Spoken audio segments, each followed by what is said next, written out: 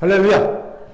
우리 옆분에 인사합시다. 하나님 우리 함께 하십니다. 시작. 하나님 우리 함께 하십니다. 자, 얼굴 보며 인사합시다. 당신의 얼굴을 보니 하나님의 얼굴을 보는 것 같습니다. 시작. 당신의 얼굴을 보니 하나님의 얼굴을 보는 것 같습니다. 반갑습니다. 다 저를 주목해 주시기 바랍니다. 제가 얼마 전에 이걸 샀습니다. 이게 뭐냐면요, 이렇게 하는 근력 강화 악력 파워봉입니다. 이름을 몰라서 찾아봤어요. 그랬더니 근력 강화 악력 파워봉이더라고요. 운동할 시간을 따로 내기 쉽지 않기에 사무실이나 집에서 수시로 운동하기 위해서 샀어요. 이 악력 파워봉을 이용하여 짬짬이 집과 사무실에서 운동을 하는데 문득 이 악력 파워봉이 운동기구 외에 또 다른 기능이 있을 것 같더라고요. 그게 뭘까요? 호신용 무게 기능입니다. 여러분, 이걸 딱 들고만 있어도요, 상대방에게 충분히 위협적으로 보일 것 같지 않습니까? 한 대 맞으면 죽을 것 같아요. 그렇죠? 그래서 잘 때 침대 밑 바닥에 두고 자기 시작했습니다. 그랬더니 그 뒤로 잘 때 마음이 참 편안해지더라는 겁니다. 이런 저를 보면서 발견한 심리 하나가 있었습니다. 바로 불안심입니다. 저도 모르게 제 심리 기저에 불안이 자리 잡고 있었다는 거지요. 여러분, 공포와 불안은 엄연히 다릅니다. 심리학자 프로이트는 둘을 혼용해서 쓰지만 사실 공포는 명확한 근거가 있는 두려움인 반면 불안은 명확한 근거 없는 막연한 두려움이라는 차이가 있습니다. 제 심리 기저에 막연한 두려움인 불안이 자리 잡고 있었다는 거예요. 도둑이 들면 어떡하지? 라는 막연한 두려움이 있더라고요. 그런데 이깟 악력 파워봉이 뭐라고 이것 하나 침대 맡에 두고 잔다고 마음이 편해지는 저를 보면서 솔직히 기가 좀 막혔습니다. 왜요? 저는요, 그리스도인이자 목사이기 때문입니다. 그런 제게 하나님보다 이 악력 파워봉이 불안으로부터 저를 더 현실적으로 편안하게 해주었단 말이 되냐는 말이라는 거지. 목사가 이거 침대맡에 두고 잔다고 편해지는 게 이게 말이 됩니까? 안 되지요. 기가 막힘을 넘어 부끄러운 마음이 들었습니다. 그래서 심각하게 저를 돌아보았습니다. 왜요? 이런 불안은요, 실존주의 철학자 키에로 케고르의 말에 의하면 인간이 하나님과 멀리 떨어졌다고 느껴질 때 나타나는 지극히 자연스러운 심적 현상이며 정서이기 때문입니다. 즉, 목사인 제가 하나님과 멀리 떨어졌다고 느끼고 있다는 반증이라는 거예요. 그렇기에 제 안에 있는 스스로 하나님과 거리를 두게 만든 연약함과 죄악이 무엇인지를 살폈습니다. 그리고 그 연약함과 죄악을 하나님이 바로 알려주시더라는 거지요. 뭘까요? 바로 낙심이었습니다. 낙심은 감정이 죽어가며 사라지는 경험을 하는 겁니다. 그렇기에 낙심에 빠지면 더 이상 자신에 대해서나 타인에 대해서나 기대하지 않습니다. 따라서 좋은 일을 봐도 그렇게 기쁘지 않습니다. 나쁜 일을 봐도 그렇게 슬프지 않습니다. 더 심각한 문제는 죄를 지어도 그냥 그러려니 합니다. 죄를 심상히 여깁니다. 감정이 죽어가며 사라지고 있기 때문이에요. 이 낙심에서 더 부정적이 되면 절망에 빠지는 겁니다. 절망은 인생을 포기하고 싶어 하는 마지막 감정이라고 할 수 있죠. 제게 이런 낙심의 마음이 조금씩 생기고 있다는 것을 알게 된 거예요. 그렇게 저를 더 깊이 성찰해 봤습니다. 왜 제게 낙심의 마음이 생겼을까? 그리고 깨닫게 된 것이 하나 있습니다. 바로 오래된 근심이 제게 있었다는 겁니다. 여러분, 우리는 살면서 근심하지 않을 수 없는 상황에 처해 있습니다. 어찌 험악하고 비장한 세상을 살아가는데 근심하지 않을 수 있겠습니까? 없지요. 그렇게 누구나 근심을 합니다. 그리고 근심한다고 당장 어떻게 되는 것도 아닙니다. 이건 마치 이런 물컵을 드는 것과 같습니다. 여기에 이 물컵 무거워서 못 드는 분이 있을까요? 어린아이도 들 것 같습니다. 이 근심이 물컵과 같습니다. 그렇게 근심한다고 당장 큰 문제가 생기지 않습니다. 그런데 여기에 이 물컵을 일주일 내내 들고 있을 수 있는 분이 있겠습니까? 아무도 없을 겁니다. 이 작은 물컵, 당장은 들 수 있지만, 누구나 들 수 있지만 일주일 내내 들고 계십시오 하면 아무도 못 듭니다. 바로 근심이 이와 같습니다. 작은 근심이라도 오래 하게 되면 우리 영혼에 큰 부담이 되고 맙니다. 바로 낙심이 되어버리는 거예요. 오랜 근심은 낙심이 되어버립니다. 제가 그랬습니다. 저는 알면서도 이런저런 작은 근심들을 오래 가지고 있었습니다. 성도들에 대한 근심, 교회에 대한 근심, 이런저런 근심들이 많았어요. 오래 갖고 있었습니다. 그리고 그것이 낙심으로 변했던 겁니다. 그 낙심의 마음이 스스로 하나님과 나를 멀리 떨어진 것처럼 느끼겠고요. 제 안에 막연한 두려움, 불안이 생기겠음을 알게 되었습니다. 제가 요즘 자아 비판을 좀 많이 하지요. 왜 이런 얘기를 합니까? 낙심과 불안이 없는 이가 없다는 겁니다. 낙심과 불안은 채워지지 않은 욕구, 위험과 위협, 자존심, 분리와 고독, 갈등, 두려움과 공포, 적대감, 생리적 기능, 개인차 및 성격, 사회 변동, 그리고 스트레스 등이 그 주요 원인이라고 이야기됩니다. 하지만 우리가 꼭 집어 이것이다라고 말할 수 있는 특별한 문제가 생겨야지만 낙심과 불안이 생기는 것이 아닙니다. 그냥 근심할 수밖에 없는 세상을 살아가다 보니까 그냥 생기는 거예요. 그냥 낙심과 불안에 우리는 빠져버리고 마는 겁니다. 그런 환경에 우리가 처해 살고 있습니다. 그렇게 많은 심리학자들이 현대를 불안의 세대라고 일컫고 있음을 보지요. 그런데 불안은 항상 낙심을 동반합니다. 불안의 근저에는 낙심이 잘 잡고 있기 때문입니다. 그렇게 현대는요, 낙심과 불안의 세대라고 명하는 것이 더 정확한 호칭이라고 생각합니다. 여러분, 낙불은 강추입니다. 낙지 불고기 볶음은 강추입니다. 하지만 낙심과 불안은요, 비추입니다. 이것은요, 그리스도인이 오래 가지고 있어서는 안 되는 감정입니다. 오래 가지고 있으면 낙심은 절망이 되고요, 불안은 공포가 되고 맙니다. 그러면 그는 갈 곳이 딱 두 곳밖에 없어요. 정신병원이나 한강다리나. 그렇게 혹시 오늘 우리 가운데 불안과 낙심의 마음을 오랫동안 가지고 있는 분이 있습니까? 혹은 없다가도 그 마음이 갑자기 생긴 분이 있습니까? 오늘 그 마음을 떨쳐내 버립시다. 이 은혜와 결단이 있기를 주의 이름으로 축원합니다. 아멘. 자, 저를 따릅시다. 낙심과 불안은 비추입니다. 혹시 비추 모르는 분 있어요?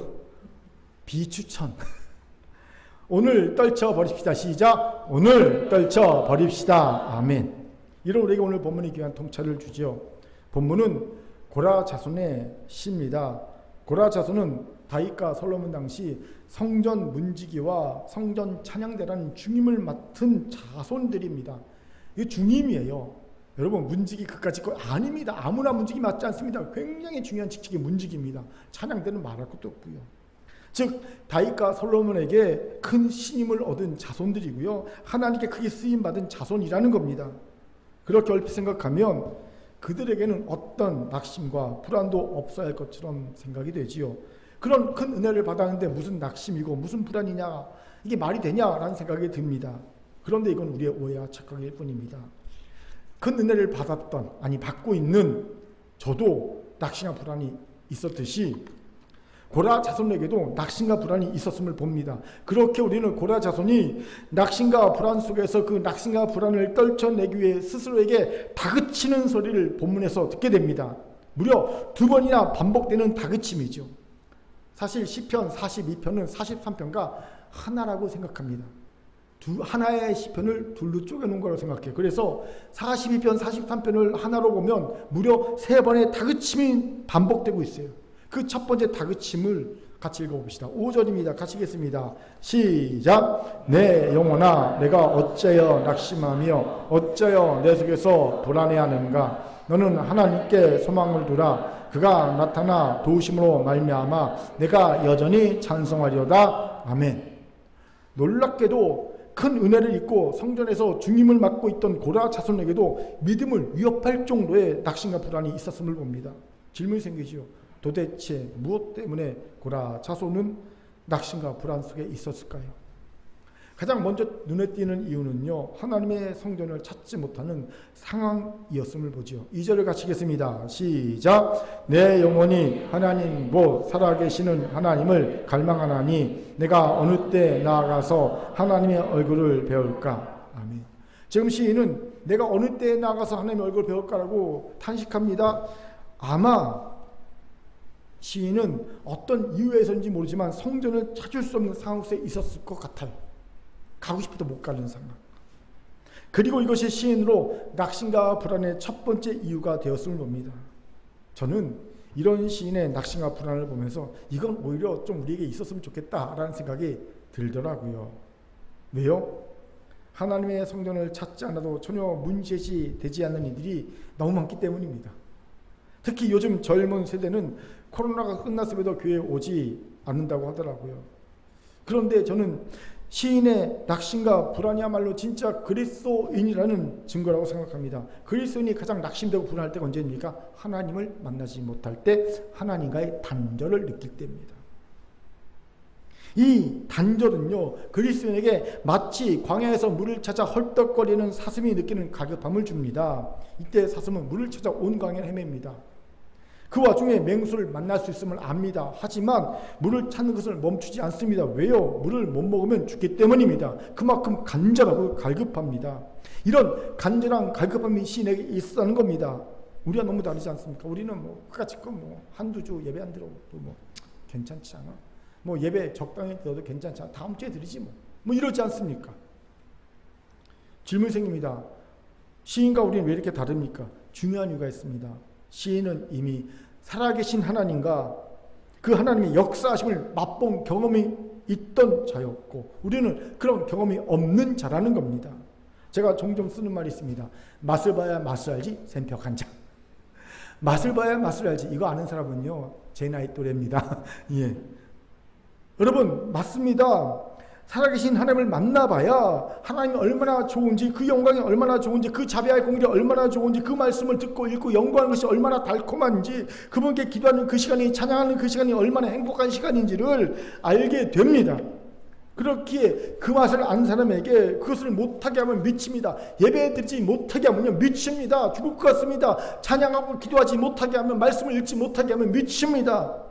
당연히 갈망이 생기게 됩니다. 예배드리지 못해서, 기도하지 못해서, 찬양하지 못해서, 말씀 읽지 못해서 미칠 것 같은 느낌을 받았습니까? 그런 경험이 있습니까? 있기를 바랍니다. 그게 그리스도인의 증거예요. 우리에게도 이런 갈망이 생기기를 주의 이름으로 축원합니다. 아멘.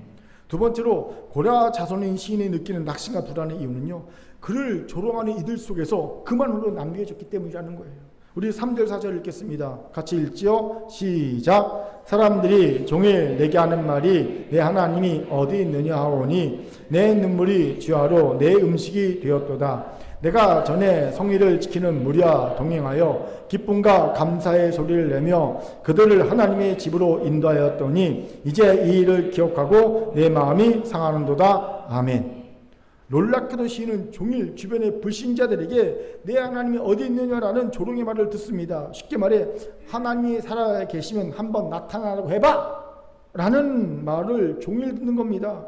얼마나 스트레스가 심하겠습니까? 이건 자신만이 아니라 하나님까지 조롱하는 말이기 때문입니다. 그런데 더 답답한 상황은요, 내 주변에 내 편을 들어줄 리가 단 한 명도 없다는 거예요. 예전에는요 같이 신앙생활하던 이들이 주변에 많았는데 이제는 나 혼자만 남았다고 시인이 말합니다. 조롱하는 이들 넘쳐나는데 내 편은 하나도 없어요. 이것이 시인을 낙심과 불안에 빠지게 하고 있음을 봅니다. 그런데 이런 현실은요 우리에게도 나타나고 있는 현실이지요. 제가 몇 년 전에 영국에 갔을 때 이런 경험이 있었지 않습니까? 영국교회를 방문했는데 영국교회 노인분이 이런 얘기를 합니다. 친구를 어느 날 길에서 우연히 만났대요. 근데 이 친구는 한 동네에서 수십 년 같이 살던 심지어는 어릴 때 같이 교회를 다녔던 그 친구래요. 친구를 딱 만났는데 그 친구가 자기에게 이런 말 하더라고요.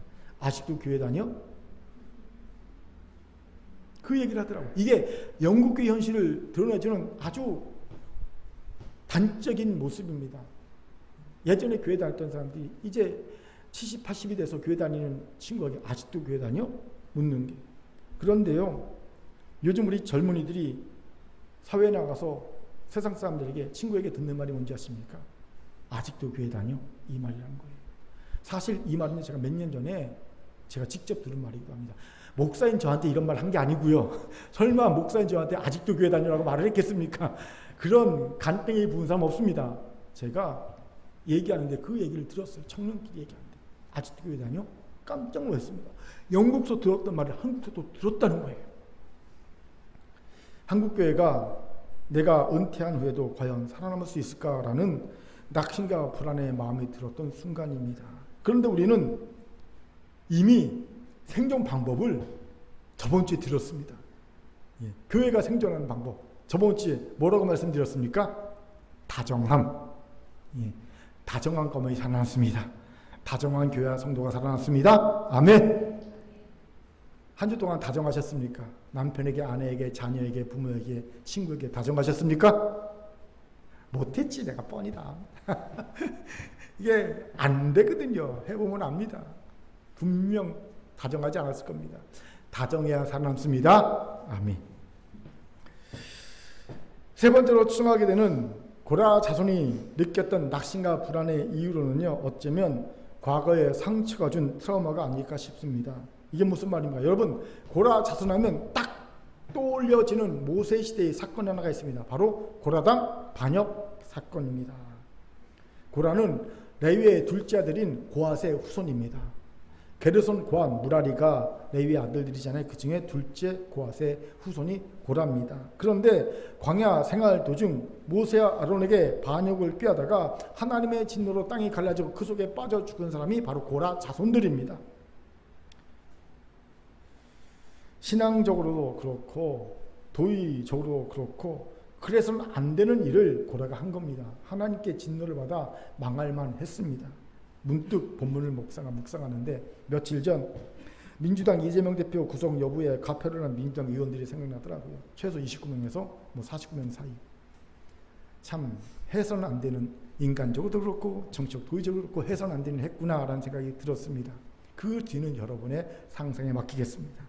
아무튼 고라 자손은 반역자의 후손입니다. 그렇기에 멸시와 천대를 받아야 마땅해 보입니다. 하지만 다윗과 솔로몬은 이들을 신임하고 등용해서 성전의 중임을 맡깁니다. 성전 문지기와 성전 성가대를 섬기게 한 겁니다.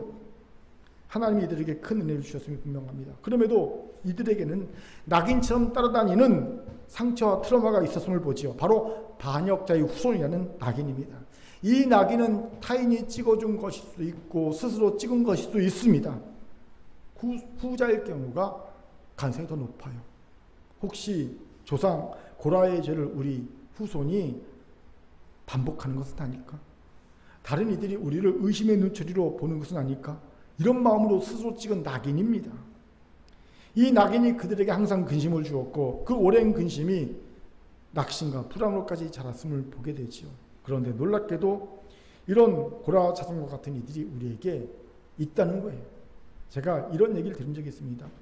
교인들에게 존경과 사랑을 받는 목사님에게 아들이 있어요. 그런데 이 아들이 대학을 가더니 술을 먹기 시작했어요. 고등부 때까지는요 그렇게 신앙생활을 잘한 아들이 대학교 들어가더니 하루가 멀다 하고 고주망태가 되어 집에 들어오니 사모님이 크게 화가 났어요. 교인들이라면 이게 뭔 망신인가 싶은 거지요. 예. 그래서 하루 날을 잡아 그날도 술에 취해 들어온 아들에게 야단을 시작했습니다. 심하게 꾸중을 하는데 항상 심하게 꾸중하다 보면요 내가 생각보다 더 넘치게 야단을 치고 해서는 안 되면 할 때가 있잖아요. 사모님이 딱 그 실수한 거예요. 어떤 말을 했냐면요 도대체 너는 누굴 닮아서 그 모양이야? 여러분 이 말은 해서는 안 되는 말이래요. 금지어래요. 도대체 누굴 닮아서 그러냐? 그리고 이 사모님의 한마디가 목사의 마음을 확 찔렸습니다. 왜일까요? 아들의 모습은 자신의 옛 모습이었기 때문입니다. 그도 대학생 때 방황하며 수에 빠져 살았던 시절이 있었어요. 그렇게 이 목사는 항상 마음 한구석에 아들이 예전에 자기를 닮지 않아야 할 텐데 근심이 있어요. 혹시 날 닮으면 안 되는데. 그런데 머피의 법칙, 일어나서는 안 된다고 생각한 일은 꼭 일어나는 게 머피의 법칙 아닙니까? 법칙처럼 아들이 자기의 모습을 닮아가는 것이 아닙니까? 그것이 못내 미안하고 자책의 마음이 들었었는데 그런 남편의 과거를 모르던 사모가 아픈 데를 쿡 찌른 겁니다. 막 목사 남편이 그 이야기를 듣고 고개를 떨구고 힘없이 한마디라고 서재로 들어갑니다. 나 닮아서 그래요. 나 닮아서 그래요. 저는 이 목사의 심정을 10분 이해합니다. 저도 두 딸을 키우는데 두 딸들이 연약한 모습을 보면요 꼭 나 닮았습니다. 그렇지, 누굴 닮았겠어, 나를 닮아서 저 모양이지. 예, 그럽니다. 예. 그런데 이건요 나만 아는, 아무도 모르는 나만의 자책이지요. 예. 나만 아는 나만의 자책 아닙니까? 하지만 고라 자손의 경우는 모든 백성이 다 아는 가문의 수치입니다. 우리가 느끼는 근심과 자책에 비할 바가 아니게 컸음을 짐작할 수 있습니다. 보세요. 이것이 하나님과 왕에게 근심을 얻고 중임을 감당했던 큰 은혜를 경험한 고라 자손이 겪고 있는 낙심과 불안의 이유였음을 봅니다. 비록 우리와 그 이유는 다를 수 있어요. 하지만 누구나 신앙의 유무, 신앙의 깊이, 그것과 상관없이 낙심과 불안 속에서 살 수밖에 없는 존재라는 사실을 보게 되는 순간입니다. 질문, 그럼 그냥 운명이거니 하고 순응하며 살면 됩니까? 그럴 수 없지요. 이미 말한 대로 낙심과 불안은 방치하면 할수록 공포와 절망으로 변해갑니다. 사울왕 보십시오. 낙심과 불안이 결국 공포와 절망으로 변하여 그와 그의 가족을 죽음으로 몰았고요. 이스라엘 백성에 크나큰 상처 어려움을 주었지 않습니까? 그렇게 낙심과 불안을요 떨쳐내야 합니다. 어떻게? 같이 알아봅시다. 먼저 요단 땅과 헤르몬과 미사엘산에서 주를 기억하는 겁니다. 같이 6절을 힘있게 읽겠습니다. 시작.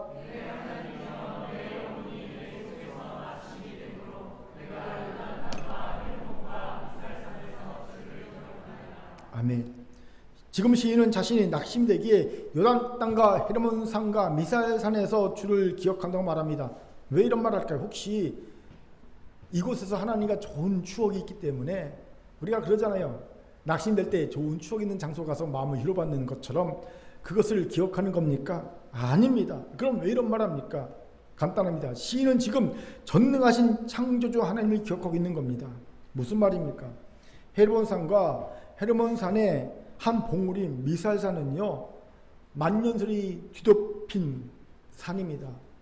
이 만년설이 녹아 흐르면서 막 큰 물이 내리는데 그것이 흘러내리면서 갈릴리 호수를 이루고요. 그 갈릴리 호수에서 또 흘러내려가면서 요단강을 이루고요. 마지막에는 사해 바다를 이루는 거거든요. 사해 호수를 이루는 거거든요. 지금 시인은 이것을 생각하면서 만년설이 흘러내리면서 만드는 그 폭포 소리를 듣는 겁니다. 상상하면서 그 폭포가 우렁차게 막 소리를 내고 떨어질 때 그 폭포 소리와 호응하여서 갈릴리 바다가 요동치는 거, 파도 치는 겁니다. 파도 치면 소리를 냅니다. 파도 치는 그 소리를 상상하는 겁니다. 그러면서 그것이 마치 자신을 휩쓸려 가는 듯한 느낌을 받는 겁니다. 예. 그 헤르몬산에서 내려오는 폭포가 큰 굉음을 내고 그 폭포 소리에 호응하여 갈릴리 바다도 크게 파도치고 호응하고 그 장관을 바라보면서 자기의 마음이 휩쓸려가는 듯한, 자기가 휩쓸려갔던 그런 경험을 하는 겁니다. 이것을 고백하고 있는 겁니다. 무엇을 말하는 겁니까? 지금 시인은 전능하신 창조의 하나님을 고백하며 찬양하고 있는 겁니다. 왜요? 왜 전능하신 창조의 하나님을 고백하며 찬양하고 있을까요? 중요한 이유가 있습니다. 전능하신 창조의 하나님이기에 내가 당하고 있는 고난도 하나님으로부터 나왔을 것이고, 그렇다면 나는 더 이상 낙심하고 불안해할 필요가 없기 때문입니다. 왜요? 전능하신 창조주 하나님은 절대 내게 해가 될 일은 하지 않으시는 사랑의 아버지이기 때문입니다. 아멘. 우리 같이 에레미야 29장 11절을 같이 읽겠습니다. 시작. 여호와의 말씀이라 너희를 향한 나의 생각을 내가 아나니 평안이요 재앙이 아니니라. 너희에게 미래와 희망을 주는 것이니라. 아멘. 이것을 믿으세요. 우리의 모든 삶은 하나님의 손 안에 있습니다. 하나님의 섭리하에 있습니다. 하나님이 허락하지 않으면 일어나지 않습니다. 어떤 일도. 그런데 그 하나님은 우리에게 항상 평안과 희망을 주고자 생각으로 가득 찬 분입니다.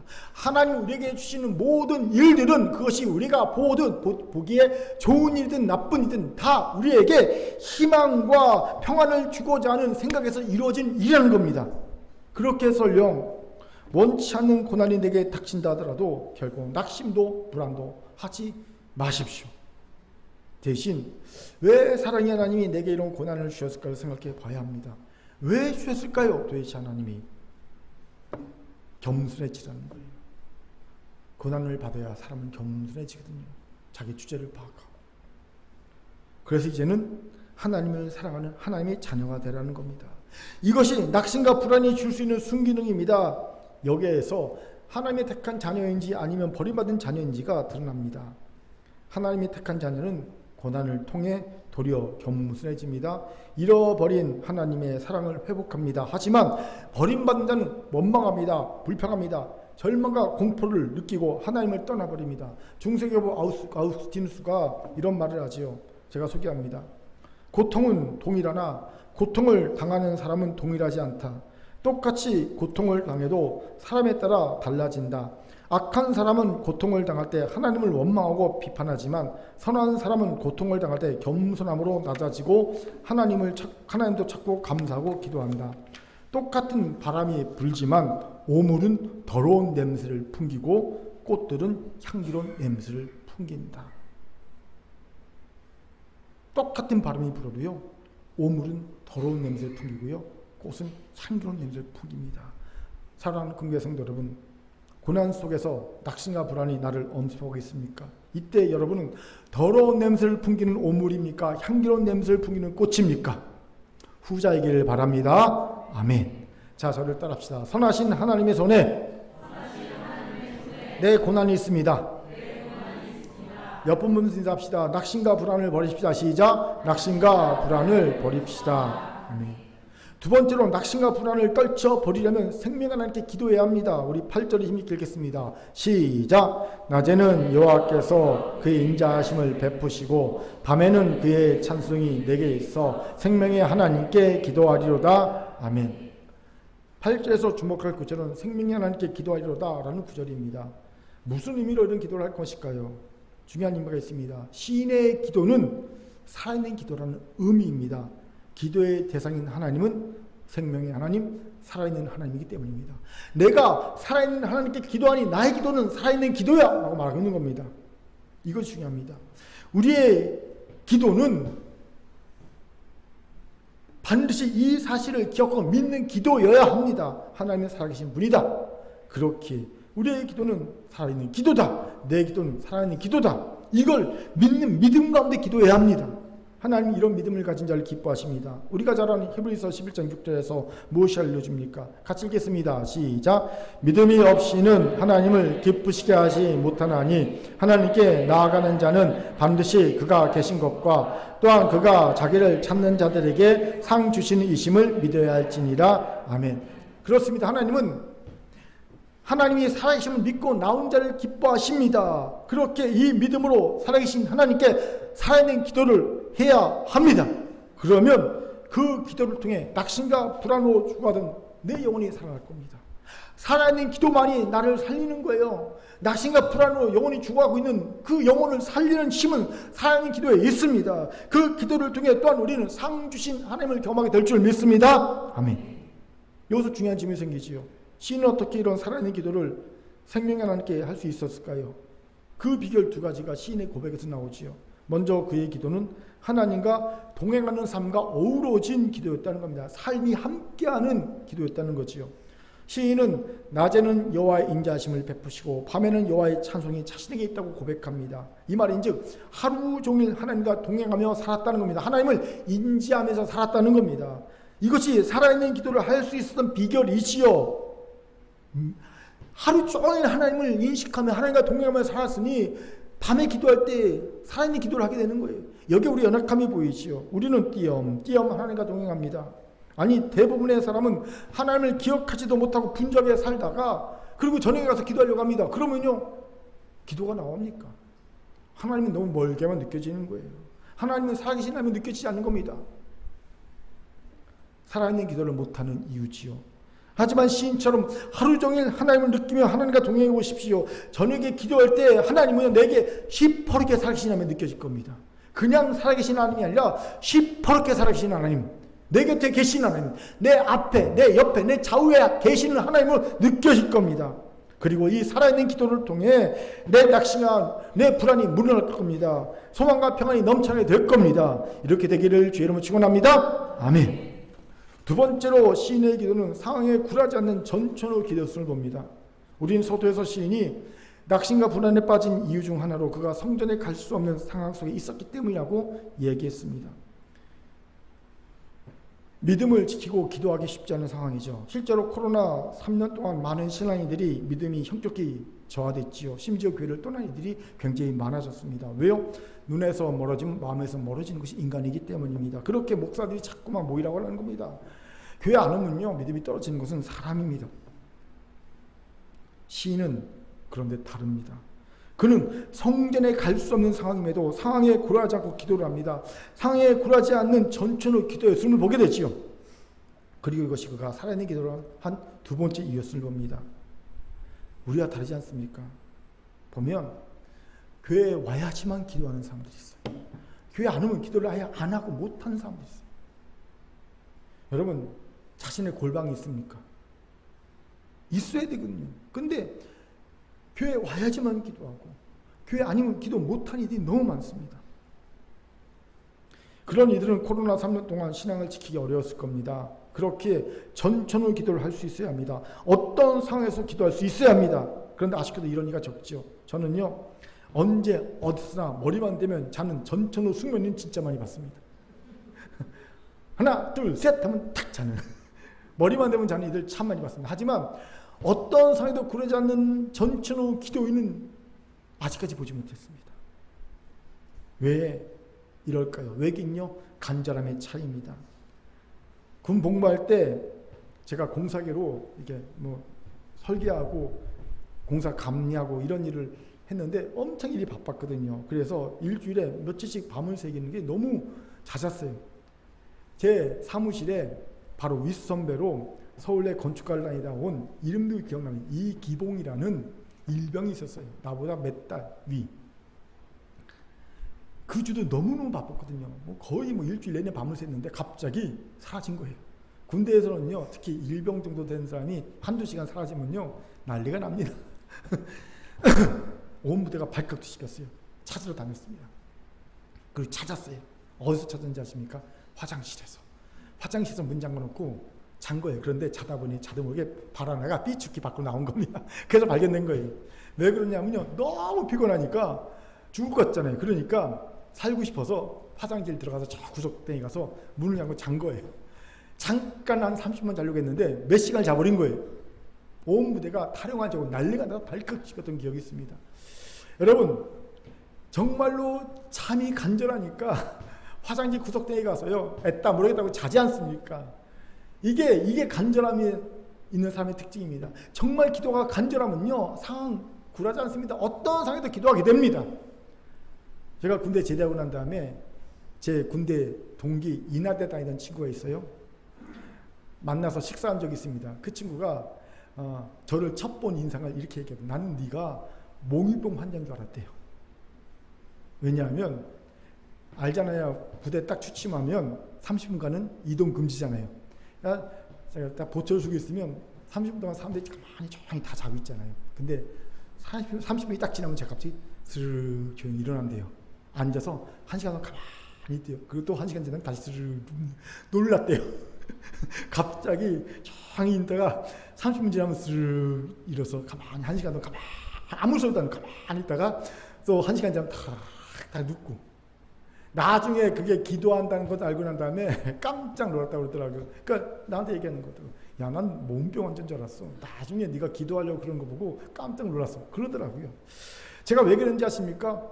기도에 간절했기 때문입니다. 그렇게 여러분 전천후 기도를 하고 싶다면 간절해지세요. 이 간절함이 결국 여러분의 기도를 살아있게 하고요. 이 살아있는 기도가 낙심과 불안을 떨쳐내게 하고 문제를 극복하게 하는 힘이 될 줄 믿습니다. 아멘. 자, 저를 합시다. 생명의 하나님께 살아있는 기도를 합시다. 시작. 생명의 하나님께 살아있는 기도를 합시다. 아멘. 세 번째로 낙심과 불안을 떨쳐내려면 끝까지 하나님께 소망을 둬야 됩니다. 아니, 끝까지 하나님께만 소망을 둬야 합니다. 우리 같이 11절을 읽도록 하겠습니다. 같이 읽죠. 시작. 내 영혼아 내가 어찌하여 낙심하며 어찌하여 내 속에서 불안해하는가. 너는 하나님께 소망을 두라. 나는 그가 나타나 도우심을 말미암아 내 하나님을 여전히 찬송하리로다. 아멘. 이미 말한 대로 낙심과 불안에 떠는 자신의 영혼을 다그치며 하나님께 소망을 두라는 시인의 고백은 시편 42편에서만 2번, 43편까지 합하면 3번이 나오고 있어요. 이 말의 의미가 뭔지 아세요? 시인의 마음이 그의 결단과 달리 흔들렸다는 겁니다. 그렇기에 다시 마음을 다잡고 똑같은 고백을 3번 한 거예요. 마음을 다잡았는데 흔들립니다. 그러니까 다시 내 영혼아 내가 어찌 낙심하고 불안해. 다잡았어요. 근데 또 흔들립니다. 그러니까 또 다시 내 영혼아 내가 어찌 낙심하고 불안해. 또 흔들립니다. 그러니까 또 다시 내 영혼아 다시 다그치는 거예요. 우리는 이런 시인의 모습을 충분히 공감할 수 있죠. 우리도 그렇기 때문입니다. 저만 해도 하루에 여러 번씩 마음을 다잡습니다. 에이씨 내가 아니지. 에이씨 내가 아니지. 예? 특히 제가 항상 낙심할 때가 뭐냐면요, 변하지 않는 성도의 모습일 때 조금 변한 것 같아서 기대했는데 보면 또 그 자리. 에이 마음이 흔들립니다. 그럼 다시 아니지. 다시 마음을 잡고 하루에도 10번씩 마음을 다잡습니다. 예. 그렇게 저는요 오늘 마음이 흔들리고 다잡는 시인의 모습이 그렇게 반가울 수 없어요. 예, 저를 보는 것 같습니다. 그런데 이것이 인간입니다. 도종환 시인의 시처럼 흔들리지 않고 피는 꽃이 어디 있으며 비를 맞지 않고 피는 꽃이 어디 있겠습니까? 그렇게 마음과 달리 흔들리는 자신과 또 흔들리는 사랑하는 이를 보고 있습니까? 흔들리는 남편을 보고 아내를 보고 자녀를 보고 부모를 보고 있습니까? 친구를 보고 있습니까? 공동체 지체를 보고 있습니까? 조급해하지 마세요. 쉽게 판단하지도 정죄하지도 마세요. 다 그러면서 꽃은 피는 겁니다. 흔들리면서 피고 비를 맞으면서 피는 것이 꽃입니다. 믿음도 마찬가지입니다. 한번 딱 믿고 나서 끝까지 그 믿음이 흔들리지 않는 일을 저는 지금껏 단 한 명도 본 적이 없습니다. 다들 흔들리면서 믿음이 견고해지는 것을 보았어요. 또 흔들려 봐야 한 번에 무너지지 않고 부서지지 않습니다. 제가 건축가 나왔잖아요. 바람이 심하게 부는 날 구조역학 김종학 교수님이라는 분이 대학원생들과 우리한테 빨리 63빌딩 맨 꼭대기 좀 가보라는 거예요. 가봤더니요 무슨 일본인지 아십니까?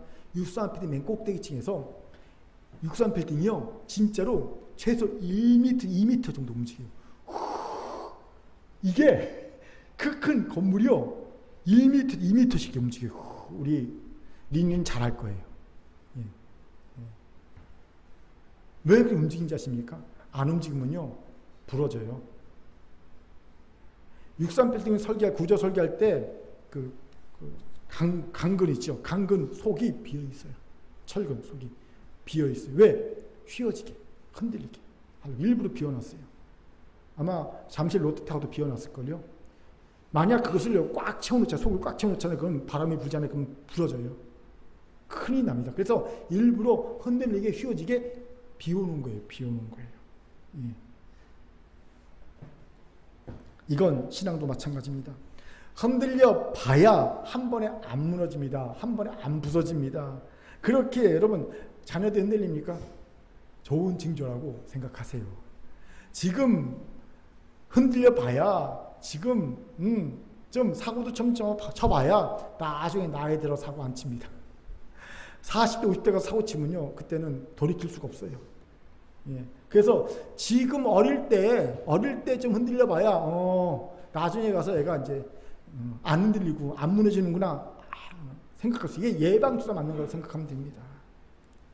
그리고 흔들리면서도요 반드시 꽃은 피게 되어 있어요. 뿌리만 안 뽑힌다면. 그 뿌리가 바로 하나님께 소망을 두는 겁니다. 그렇게 시인이 자신에게 명령하는 겁니다. 너는 하나님께 소망을 두라. 저는 이 소망이 오뚜기의 무게중심 같다는 생각을 종종 합니다. 오뚜기가 왜 아무리 흔들려도 무너지지 않습니까? 무게중심이 있기 때문에 그렇지요. 그렇게 여러분 흔들릴지언정 다시 일어나서 아름다운 꽃을 피우기 원합니까? 무게중심, 하나님께 소망을 두시기 바랍니다. 질문색이죠. 끝까지 하나님께 소망을 둔다는 것은 구체적으로 뭘 말합니까? 두 가지입니다. 먼저는 절대 포기하지 않는 것. 두 번째는 하나님께만 도움을 청하는 것. 그렇습니다. 끝까지 하나님께 소망을 둔 자는 끝까지 포기하지 않습니다. 왜? 인간의 끝은 비로소 하나님의 시작이기 때문입니다. 넘실거리는 홍해는 출애굽한 이스라엘 백성에게는요, 인간의 끝이었습니다. 더 이상 할 게 없었습니다. 하지만 하나님께는요, 이제 비로소 제대로 된 하나님의 구원의 시작입니다. 하나님께는 홍해를 갈라서 육지로 그 백성을 구원할 능력이 있기 때문입니다. 그렇게 여러분의 끝 절망하고 포기할 필요가 없어요. 그때가 하나님의 시작이기 때문입니다. 그렇게 하나님께 소망을 둔 자는 끝까지 포기하지 않습니다. 설령 하나님이 나를 벼랑 끝으로 인도해서 그 벼랑 끝에서 낭떠러지를 뚝 밀어버려도요, 결코 포기하지 않습니다. 왜요? 하나님은요, 그 떨어지는 나를 다시 날게 할 능력이 있습니다. 갑자기 내 안에 있던 날개, 내가 사용하지 못한 날개가 쫙 펴지면서요, 아, 내가 날 수 있던 존재였구나 그러면서 창공을 비상하는 독수리처럼 나를 온전케 하신 능력이 하나님께 있기 때문입니다. 떨어져 봐야 날 수 있음을 알아요. 그리스도인은. 여러분, 그리스도인은요, 떨어져 봐야 비로소 내게 날개가 있고 날 수 있다는 것을 깨닫게 됩니다. 경험하게 됩니다. 그런데 안타깝게도 그리스도인한 이들이 너무 쉽게 포기하는 걸 봅니다. 조금만 힘들어도, 심지어는요, 귀찮다고 포기하더라고요. 귀찮다고, 힘들다고, 어렵다고 하다가 포기하고. 아인슈타인이 이런 말을 했더라고요. 내가 그렇게 똑똑한 것이 아니라 그저 남들보다 문제도 오래 머물러 있었기 때문입니다. 그의 천재성은요, 그의 포기하지 않는 끈기에 있었다는 겁니다. 한경리 목사님의 설교에도 이런 예화가 나와요. 금광선을 찾던 과학자들이 예전에 광부들이 금을 캐러다 실패한 갱도를 발견했어요. 과학자들이 광부들이 파놓은 갱도를 따라 내려가다 보니 마지막 지점에 큰 곡괭이가 박혀있는데 그 자루가 썩혀 있더라고요. 오래전에 이 광부들이 포기하고 떠난 거예요. 도끼자루가 썩을 정도니까. 그래서 썩은 곡괭이를 치워놓고 그 자리를 다시 파보니 몇 번 파지도 않았는데 금이 가득한 노다지가 발견된 거예요. 전에 팠던 광부들이 몇 번만 더 곡괭이를 했으면요, 금방을 발견했을 텐데 그 몇 번을 안 하고 포기하고 그냥 떠나가 버린 거예요. 안타깝죠. 그런데 우리의 모습이 딱 이 모습입니다. 조금만 더 하면 되는데 거기서 멈춰버립니다. 그렇게 여러분, 하나님께 소망을 두시고 결코 포기하지 마십시오. 우리의 절망은 하나님의 시작입니다. 아멘. 또한 하나님께 소망을 둔다는 것은요, 하나님께만 구원을 요청한다는 뜻입니다. 아브라함 보십시오. 그는 그돌라오멜 왕의 연합군에게 포로로 잡힌 족가롯을 구원하면서 그들을 기습 공격하면서 그들이 갖고 있던 수많은 보물들, 재화를 다 갈취하고요, 그리고 많은 사람을 포로로 잡아왔습니다. 하지만 그는 돌아오다가 그 재물과 그 사람들의 원주인인 소도망을 만나자 아무 조건 없이 자기가 목숨을 걸고 싸워도 얻은 이 전리품을 그게 다 넘깁니다. 그러면서 그는 이런 말을 합니다. 같이 창세기 14장 23절 읽겠습니다. 시작. 내 말이 내가 아브라함으로 시바하게 하였다 할까 하여 내게 속한 것은 실 한 오락이나 들매끈 한 가닥도 내가 가지지 아니하리라. 아멘. 멋지지 않습니까? 소도망 덕분에 내가 부자가 되었단 말을 듣기 싫다. 나는 오직 하나님께서만 부자가 되게 하셨다. 그 말을 듣고 싶다. 하나님께만 구원을 받은 자라고 듣고 싶다. 믿음의 자존심입니다. 이 말을 하면서 그 많은 재물, 그 많은 사람들 다 그냥 내줍니다. 우리가 왜 아브라함처럼 거부가 되지 못하는지를 알게 되는 대목이죠. 이 정도의 믿음이 있어야 되지 않겠습니까? 그런데 현실은요, 꽁 잡는 게 매라고 누구든지 나를 구원해 주기만 하면 다 오케이입니다. 예. 누가 어떤 사람이 나를 구원해 주기만 해도 다 오케이예요. 여러분 아십시오. 사단이 우리에게 주는 것은요, 나쁜 것이 없어요. 나쁜 것 정말 우리가 받습니까? 안 받죠. 그래서 사단은 항상 우리에게 좋은 것, 굿을 줍니다. 그리고 우리는요, 좋은 것, 굿을 덥석 받아들입니다. 여기에 맹점이 있어요. 우리가 사단이 준 좋은 것, 굿을 덥석 받아 두 손 가득 쥐고 있으면요, 하나님이 우리에게 주신 베스트, 최고의 것을 받을 손이 없어요. 여력이 없어지는 거예요. 우리를 향한 베스트의 하나님의 뜻이 어그러지는 순간입니다. 성경은 이것을 죄라고 말합니다. 죄는요, 10점짜리 관역에 0점을 맞추는 게 죄가 아니라 10점짜리 관역에 0점 맞추든 1절 맞추든 9절 맞추든 그게 다 죄입니다. 10점이 아닌 건 다 죄입니다. 그렇게 오직 하나님께만 구원의 소망을 두세요. 제게 이런 간증이 있어요. 아는 분 아시겠지만 올 8월에 갑자기 새마을교회 대출이 이자가 확 뛰었어요. 원래 그 중간에 한번 또 뛰었거든요. 중간에 한 50만 원 이상 뛰었는데 그것만도 되게 부담됐는데 갑자기 거기서 또 100만 원 이상이 또 확 뛰어버린 거예요. 8월 달에 당장 9월 달에 몇 달 전보다 150만 원 이상의 이자만 더 내야 되는 상황이니까 얼마나 마음이 그렇습니까? 그리고 그것만 뛰겠습니까? 다른 이자들도 다 올랐죠. 이자가 너무 과중해진 거예요. 그래서 기도했습니다. 그런데 보통 이럴 때 저는 막 여기저기 알아보거든요. 여기 전화하고 혹시 아는 사람이 있냐? 혹시 좋은 은행 아는 사람이 있냐? 막 하는데 이번에 그러고 싶지 않더라고요. 그래서 혼자 조용히 기도했습니다. 누구한테 얘기하지 않고 하나님 좋은 금리로 대환되게 도와달라고 기도했어요. 그렇게 기도한 지 채 한 달도 안 돼요. 갑자기 하나님이 사람을 붙여주셨어요. 생각지도 않게. 결국 제1금융권으로 낮은 이자로 대환했습니다. 이자가 오르기 전보다 도리어 50만 원 정도 이자 부담을 낮출 수가 있었어요. 결과적으로는요, 월 150만 원의 교회 예산을 낮출 수가 있으니까 결과적으로는 한 달에 150만 원이 세이브된 거예요. 예. 그러면서 고금 이자들 있죠. 19.9%, 뭐 17% 이거 싹 다 정리해버렸습니다. 예. 고금리 이자를 저금리로 다 대안버렸으니까 5%도 다 맞춰버렸으니까. 예. 할렐루야. 이때 할렐루야가 나와야지. 돈 문제인데. 예. 놀라운 것은요, 이 모든 과정이 2주도 안 돼서 끝나버린 거예요. 부탁도 안 했어요. 그냥 교회에 이런저런 삶을 나누다가 요즘에 이자가 많이 올라서 좀 힘드네요. 이 한마디였는데 그러면서 일이 쭉쭉 되니 2주도 안 돼서 이 모든 과정이 딱 끝나버렸어요. 깔끔하게. 예. 하나님의 도우심을 고백하게 됩니다. 여러분, 하나님께만 구원의 소망을 두세요. 그러면 하나님이 도우십니다. 하나님이 자신의 이름을 걸고 도우실 겁니다. 이 믿음으로 낙심과 불안을 이기고 승리하는 우리 모두가 되기를 주의 이름으로 축원합니다. 아멘. 자, 저를 따릅시다. 하나님께만 옆분 보면서 소망을 둡시다. 소망을 둡시다. 아멘. 이제 말씀을 마치죠.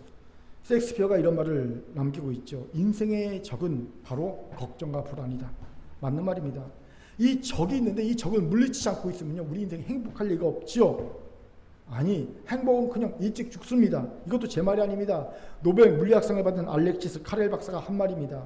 근심과 싸우는 방법을 모르는 사람은 일찍 죽는다. 그렇기에 여러분, 근심을 키우지 마십시오. 낙심이 되면 안 됩니다. 예.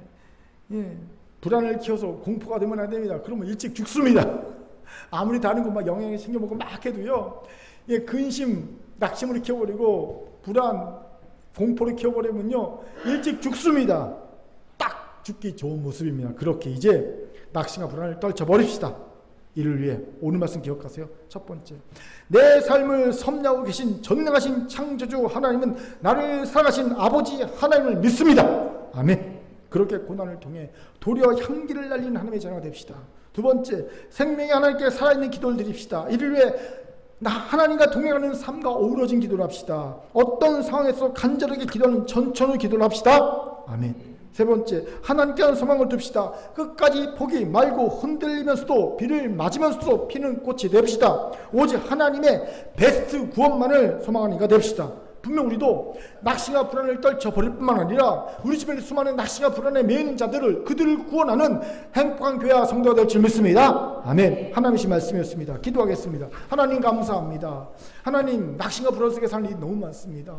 하나님, 그런 교회와 성도가 너무 많습니다. 그런 세상이 되었습니다. 하나님, 우리를 낙심과 불안으로부터 건져주시고 우리가 또한 구원받을 뿐만 아니라 낚시가 불안 속에 죽어간 이들을 건져내는 자들에게 도와 주옵소서. 우리에게 이런 사명과 비전과 힘과 능력을 더하여 주옵소서. 감사드리며 예수님 이름으로 기도합니다. 아멘.